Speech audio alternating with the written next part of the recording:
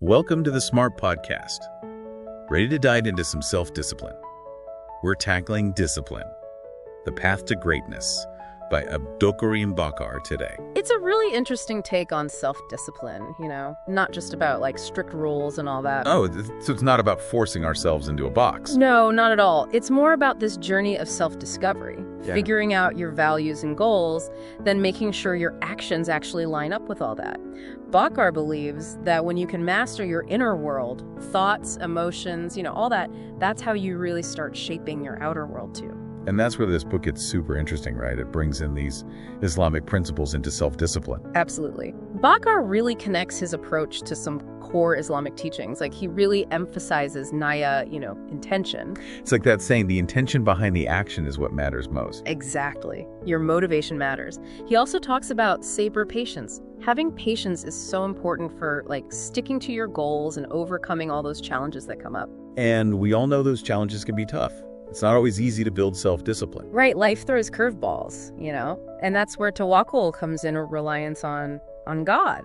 It's about acknowledging we're not perfect, we have limitations. Bakar even brings in a Quranic verse to explain this, right?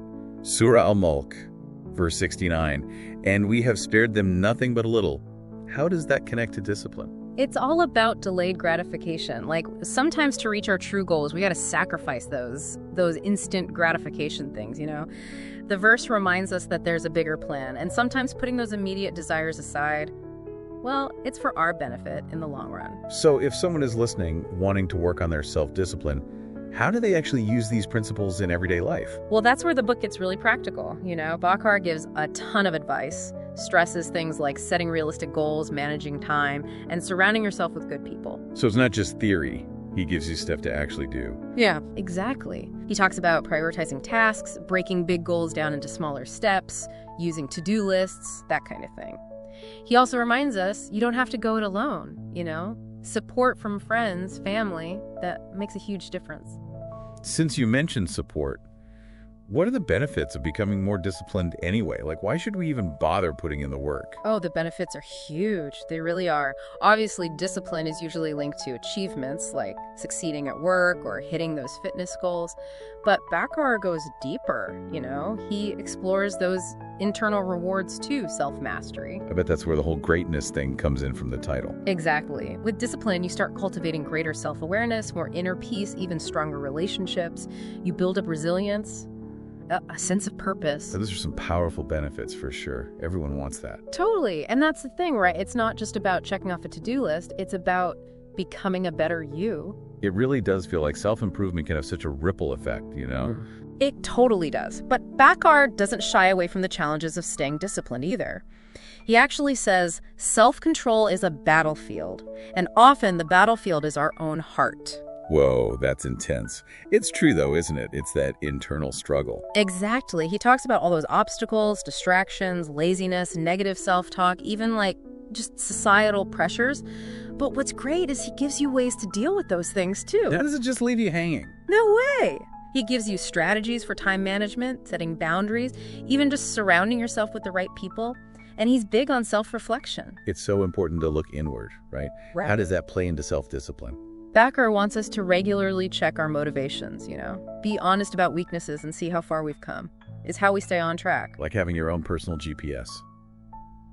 Okay, but staying disciplined long-term, that's tough. Yeah. Any advice there? Well, he's upfront about discipline not being a one-time thing, right? It's ongoing. He compares it to tending a garden. I love that. You can't just plant a seed and expect it to thrive on its own. Yeah. How do we garden our own self-discipline then? He's all about revisiting your goals, hanging out with people who share your values, finding ways to get re-inspired when you're feeling down. And he reminds us setbacks happen. They're not failures, just part of the process. Which brings us back to saber patience. Exactly. He ties those Islamic principles right into self-discipline. And remember, patience isn't just grinning and bearing it. It's keeping that positive mindset, trusting the bigger picture. Building that inner strength, so even when things are tough, you power through. And that's what leads to all those benefits: self-awareness, peace, strong relationships. Those benefits must reach beyond just us too, right? Yeah. Into our communities, the world around us. 100%. When we master ourselves, we can handle anything better. We contribute more, have a good influence, Like a ripple effect, our self-work goes outward. Love that. Nurturing self-discipline. We become positive change makers, it's true. Okay, before we wrap up, one thing that struck me. Bukar focuses on that inner journey, yeah. But the world throws so much at us. Pressures, distractions. Such a good point. It's like, how do we apply all this to the external stuff? Because it can feel overwhelming out there. No doubt. And that's why having that strong inner foundation matters even more. So by mastering ourselves, we're more equipped to make good choices when the world gets loud. Exactly. It's like this inner fortress. And staying connected to Naya, Saib, Tawak. Intention, patience, reliance on God. You got it. It goes beyond just our own willpower, you know? Which is something anyone can connect with, really. Totally. It's a timeless guide, helps you face those challenges and find that true greatness. Okay, you've clearly gotten so much out of this book. Final thoughts on discipline, the path to greatness. It's truly a profound look at discipline, you know? It's about growth, inner peace, meaning in life. And by bringing in those Islamic teachings, Bukar makes it relatable for anyone, really. Sounds like it's worth a read for anyone looking to unlock their potential, for sure. 100%. It stays with you, makes you think, inspires you. Inspiring that positive change. We have the power to transform our lives, it's true. We absolutely do. Bukar gives us the tools, the inspiration. We just have to take that first step ourselves. Such a powerful message. It is. And it's not like we got to become superhuman to be disciplined either, right? Right. Bukar's not saying you have to be like this perfect, disciplined robot. So I can still have my cake and eat it too. Totally. He's all about balance. Enjoy those treats once in a while, but don't let them run your life.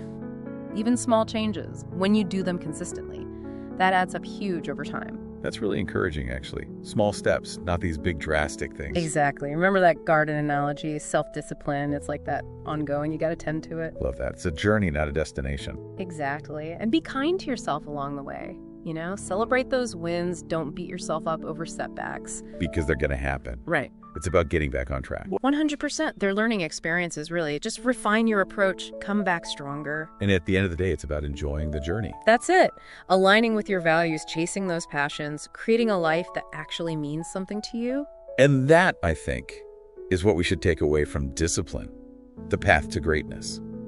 It's not just about, checking things off a list. It's deeper than that. It's about finding that peace, that purpose. Couldn't have said it better myself. It's a journey worth taking for sure. Definitely seems that way. To all our listeners out there, remember, you have the power to change. Take that first step. And remember, it's not about being rigid. Be patient with yourself, have some self-compassion, and don't forget to find some joy in it all. What a powerful message. Now, here's something to think about. Bukar focuses on the internal, right? So as you go about your day, how can you apply all this to the outside world? The pressures, the distractions, something to ponder. And don't forget to subscribe to the channel for everything new. This makes us work with enthusiasm.